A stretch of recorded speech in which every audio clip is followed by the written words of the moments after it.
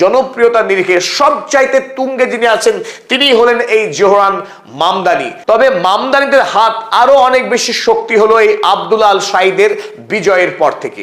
একটা প্রশ্ন কিন্তু আপনার মনে জাগতেই পারে যে আব্দুল্লাহ আল সাঈদ কি এমন ভোটে জিতেছে, তার এই জয়কে কেনই বা ডোনাল্ড ট্রাম্প কিংবা বেঞ্জামিন নেতানিয়াহু তারা কেন ভয় পাচ্ছেন? আমেরিকায় যে যুক্তরাষ্ট্রীয় কাঠামো রয়েছে সেই কাঠামোয় প্রতি অঙ্গরাজ্য থেকে দুজন করে সেনেটর আমেরিকার পার্লামেন্টে 6 বছরের জন্য নির্বাচিত হন। আর এই সেনেটররাই ভোট দিয়ে ঠিক করেন আমেরিকার বিদেশ নীতি কি হবে, ইসরায়েলের সঙ্গে আমেরিকার সম্পর্ক আগামী দিনে কেমন থাকবে, সেই নির্ণায়ক ভূমিকা কিন্তু পালন করবেন এই সেনেটররা। এই সেনেটরদের সর্দার হতে যাচ্ছেন আব্দুল্লাহ আল সাঈদ এবং তিনি রীতিমতো আমেরিকার মাটিতে ক্রুসেড ঘোষণা করেছে ইসরায়েলের বিরুদ্ধে। তার ভোটের ময়দানে সবচাইতে বড় যে দাবি ছিল যে তিনি যদি সেনেটর নির্বাচিত হন আগামী দিনে তিনি লড়াই করবেন আমেরিকার পার্লামেন্টে যাতে গণহত্যাকারী ইসরায়েল রাষ্ট্রকে আমেরিকা থেকে যেন কানা কড়ি পয়সাও না দেওয়া হয়। তিনি সরাসরি ইসরায়েলের বিরুদ্ধে যুদ্ধ করছেন আমেরিকার রাজনৈতিক ময়দানে। তাই এই নির্বাচনে ইসরায়েল তার এই প্যাক লবি আমেরিকার মাটিতে আব্দুল্লাহ আল সাঈদকে ভোটে পরাস্ত করবার জন্য ভারতীয় টাকায় 600 কোটিরও অধিক টাকা ব্যয় করেছে প্রাইমারি নির্বাচনে। ডেমোক্র্যাট দল থেকে জেনারেল নির্বাচনে তিনি যাতে প্রার্থী না হতে পারেন তাই গোড়াতেই একেবারে শেকড়েই আব্দুল সাঈদকে মেরে দেওয়ার জন্য ইসরায়েল 600 কোটি টাকা খরচ করেছে, কিন্তু তাতেও শেষ রক্ষা হয়নি ইসরায়েলের। এই প্রেক্ষিতে আব্দুল্লাহ আল সাঈদ একটি অবিস্মরণীয় মন্তব্য করেছেন। চলুন সেই মন্তব্যটা আমরা দেখে নিই। The power of our many is greater than the power of their money. Abdullah আল সাঈদ বললেন আমাদের যে সমর্থকরা আছে, অসংখ্য অনুগামী রয়েছে, সেই অনুগামীদের শক্তির কাছে এই প্যাক ইসরায়েলের টাকার শক্তি তুচ্ছ। যখন হেইলি স্টিভেন্স আব্দুল্লাহ আল সাঈদের প্রতিপক্ষ ইসরায়েলের কাছ থেকে টাকা গুনে নিচ্ছে ভোটের ময়দানে মানুষকে বিভ্রান্ত করবার জন্য, তখন আব্দুল্লাহ আল সাঈদ মিশিগান স্টেটের প্রত্যেকটা প্রান্তে প্রান্তে গিয়ে সাধারণ মানুষের কাছে গিয়ে ভোট প্রচার করেছেন, তাদের কাছ থেকে ক্ষুদ্র ক্ষুদ্র টাকার দান নিয়েছেন, যে দান নিয়ে তিনি ভোটের প্রচার করেছেন। তাই একেবারে গ্রাসরুট পর্যায়ে রাজনৈতিক যে সমস্ত কর্মসূচি আব্দুল সাঈদ গ্রহণ করেছিলেন সেই কর্মসূচির কাছে কিন্তু ইসরায়েল পরাস্ত হয়েছে। ইসরায়েল ভোটের আগেই যারা সম্ভাবনাময় ক্যান্ডিডেট তাদেরকে টাকা দিয়ে আগে থেকেই কিনে ফেলে যাতে করে আমেরিকার পার্লামেন্টে গিয়ে সেই সমস্ত জনপ্রতিনিধি ইসরায়েলের হয়ে লড়াই করতে পারে, ইসরায়েলকে সমস্ত রকম সুবিধা পাইয়ে দিতে পারে এবং ইসরায়েলের যে গণহত্যা তার যে অন্যায় সেই অন্যায়কে বিশ্বের সংবাদ মাধ্যমে চেপে দিতে পারে। সেই কাজে কিন্তু এতদিন ধরে আমেরিকার মাটিতে আমেরিকার রাজনীতিবিদরা করে আসছেন। খোদ ডোনাল্ড ট্রাম্প তিনি ইসরায়েলের কৃতদাস, ঘৃণ্য চাকর ইসরায়েলের। সেই চাকর বৃত্তি আব্দুল আল সাঈদের মতো ব্যক্তিত্ব সম্পন্ন নেতারা কিন্তু করতে প্রস্তুত নন।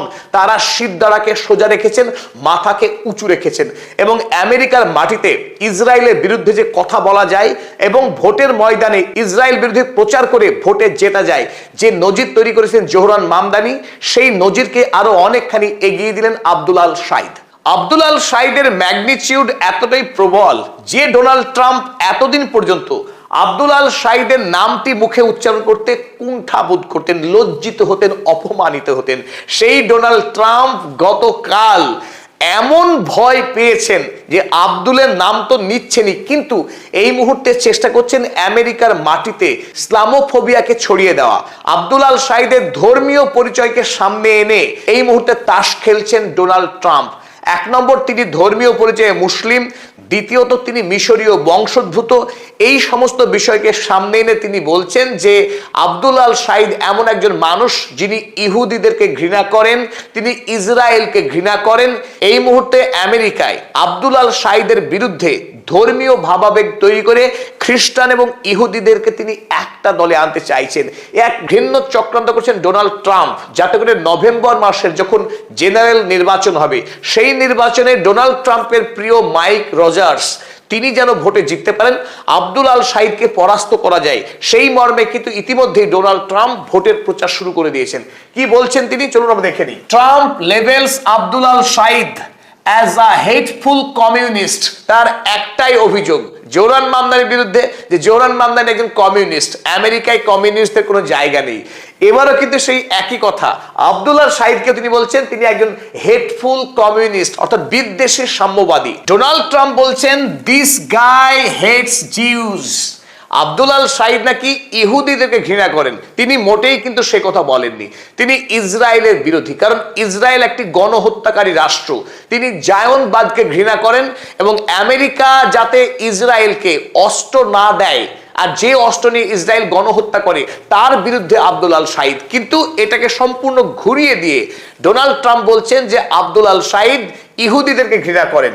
Somebody said, oh, that's a little strong. কেউ কেউ আবার বলেন যে তার ইহুদিদের প্রতি ঘৃণা একটু বেশি, কিন্তু ডোনাল্ড ট্রাম্প বলছেন no, he hates Jews and hates Israel. এই কথাটা কিন্তু সর্বৈব সত্য, কারণ আব্দুল্লাহ শাহিদ সত্যি সত্যি ইসরায়েলকে ঘৃণা করেন এবং এই কথা তিনি খুব দৃঢ়তার সঙ্গে দাবি করেছেন যে তার জীবনের একমাত্র লক্ষ্য এই ভোটে যদি তিনি জয়ী হন তবে আমেরিকার পার্লামেন্টে দাঁড়িয়ে ইসরায়েলের বিরুদ্ধে তিনি লড়াই করবেন, তাতে কোনো সন্দেহ নেই। হি is a man of hate and now he is going around saying no, I love everybody. Donald Trump বলছেন যে আব্দুল্লাহ শাহিদ হলেন একজন মানুষ যার জীবনে শুধুই ঘৃণা আছে, he is a man of hate. কিন্তু তিনি দাবি করছেন যে তিনি সকলকে ভালোবাসেন। একদম তিনি ভালোবাসেন না, তাকে একবার অফিসে বসিয়ে দেখো যে তিনি কি ভালোবাসেন তা প্রমাণ করে ছাড়বেন। তিনি আমেরিকা বিরোধী এবং আমেরিকার সর্বনাশ করবেন, এই কথাই ইঙ্গিত করছেন ডোনাল্ড ট্রাম্প। আসল কথা হলো যে তিনি রিপাবলিকান দলের শত্রু হবেন।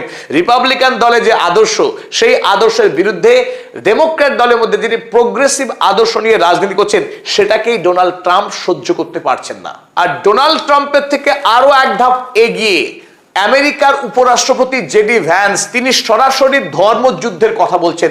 তিনি ক্রুসেডের কথা মনে করাচ্ছেন আমেরিকাবাসীকে যে খ্রিস্টানদের দেশ আমেরিকা, সেই আমেরিকায় আব্দুল্লাহ শাহিদ আগামী 3 বছর পরে অর্থাৎ 2029 সালে নতুন যে রাষ্ট্রপতি হতে যাচ্ছেন সেই রাষ্ট্রপতি না আব্দুল শাহিদ হয়ে যায়। আমেরিকায় প্রথম মুসলমান না রাষ্ট্রপতি হয়ে যায়। যদি তাই হয় তাহলে ঈশ্বর যেন আমাদেরকে ক্ষমা করেন। জেডি ভ্যান্স বলছেন তিনি একজন ধর্মপ্রাণ নিষ্ঠাবান খ্রিস্টান, তাই জেসাস ক্রাইস্টের কাছে তিনি ক্ষমা প্রার্থী। যদি সত্যি সত্যি আমেরিকায় আব্দুল্লাহ শাহিদ রাষ্ট্রপতি হয়ে যান তাহলে যিশুও তাকে ক্ষমা করবেন না। ইতিমধ্যেই প্রাইমারিতে জিতে গেছেন আব্দুল্লাহ শাহিদ, আর তার যে পরিমাণ জনপ্রিয়তা তাতে স্পষ্টই মনে হচ্ছে প্রথম মুসলিম হিসেবে তিনি সেনেটর তো হবেনই, এমনকি রাষ্ট্রপতি পর্যন্ত হয়ে যেতে পারেন। তাই এই মুহূর্তে কান্না শুরু করেছেন আমেরিকার উপরাষ্ট্রপতি জেডি ভ্যান্স। তিনি স্বপ্ন দেখছেন যে ডোনাল্ড ট্রাম্পের পর আমেরিকার রাষ্ট্রপতির পদ তিনি সামলাবেন। তাই এই মুহূর্তে তার নিজের শত্রু মনে করছেন আব্দুল্লাহ শাহিদকে, ধর্মের দিক থেকে তো বটেই। ডোনাল্ড ট্রাম্প এবং জেডি ভ্যান্সের পর আরো একজনের মন্তব্য আমরা দেখব। তিনি মাইক পম্পেও। ডোনাল্ড ট্রাম্প যখন প্রথম পর্যায়ে রাষ্ট্রপতি ছিলেন তার সময়ের বিদেশমন্ত্রী মাইক পম্পেও তিনি বলছেন 10 বছর আগে আপনি ভাবতেও পারবেন না আমেরিকার মাটিতে a Hamas supporter may well be the Democrats nominee to represent Michigan in the Senate. উগ্রপন্থী হামাসকে সমর্থনকারী একজন মানুষকে আমেরিকার ডেমোক্র্যাট দল মিশিগান থেকে সেনেটে পাঠাচ্ছে। কল্পনা করা যায় কি অবস্থা হলো আমেরিকার। তিনি বলছেন the Democratic party is headed down a truly dark road. আমেরিকায় এই ডেমোক্রেটিক রাজনৈতিক দল সত্যি সত্যি একটা ভয়ঙ্কর আধারের দিকে এগিয়ে যাচ্ছে।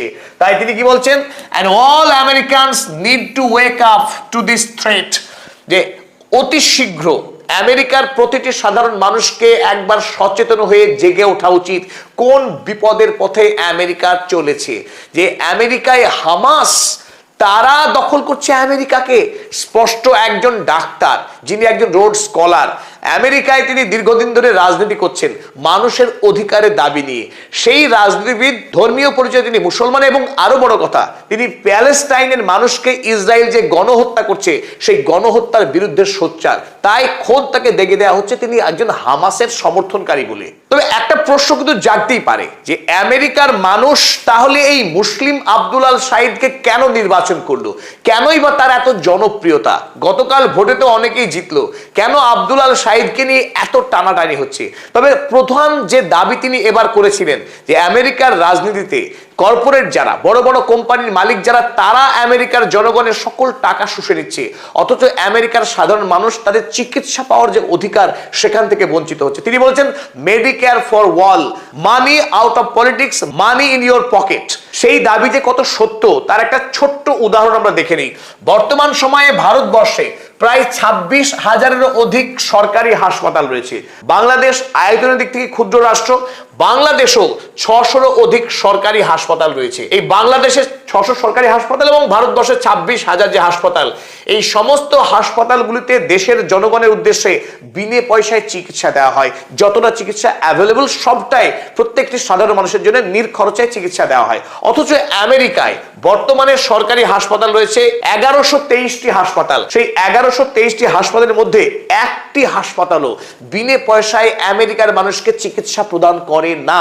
অর্থাৎ সে যতই গরিব হোক না কেন, তার নিজস্ব বাড়িঘর থাকুক আর না থাকুক, তার যদি কোনো অসুখ হয় আর সরকারি হাসপাতালে যদি সে চিকিৎসা পেতে চায়, তাহলে তাকে ট্যাক্সের পয়সা গুনে চিকিৎসা গ্রহণ করতে হবে। ঠিক যেভাবে বেসরকারি নার্সিং হোমে চিকিৎসা নিতে গেলে পয়সা দিতে হয়, একইভাবে আমেরিকার সরকারি হাসপাতালেও দেশের মানুষকে পয়সা গুনে চিকিৎসা নিতে হয়।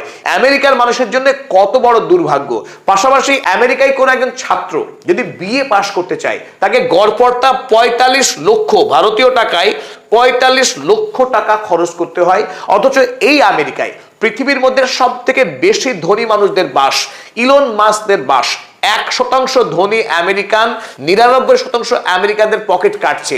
আর এই ব্যবস্থার বিরুদ্ধেই আব্দুল আল সাইদরা যুদ্ধ ঘোষণা করেছে যে আমেরিকার প্রতিটি সাধারণ মানুষের বিনে পয়সায় চিকিৎসা পাওয়ার অধিকার আছে। আর স্বাভাবিকভাবে সাধারণ মানুষ আব্দুল আল সাইদ, জোহরান মামদানিদেরকে আপন করে নিয়েছেন তাদের ধর্মীয় পরিচয়ের জন্য নয়, তাদের বাস্তব সামাজিক দাবিকে স্বীকৃতি দিয়ে। জোহরান মামদানি আব্দুল আল সাইদকে ধন্যবাদ জ্ঞাপন করেছেন তার বিজয়ের জন্য, এবং তিনি বলেছেন আব্দুল আল সাইদকে মিনি মামদানি বলাটা একেবারেই ঠিক নয়। আমি নিউ ইয়র্কের মেয়র, আর আব্দুল আল সাইদ মিশিগান থেকে আগামী দিনে সিনেটর নির্বাচিত হবে। তার চাইতেও যেটা বড় কথা, ডেমোক্র্যাট দলকে আমূল বদলে দেওয়ার যে কাজ, সেই কাজ আগামী দিনে আব্দুল সাইদ করবে।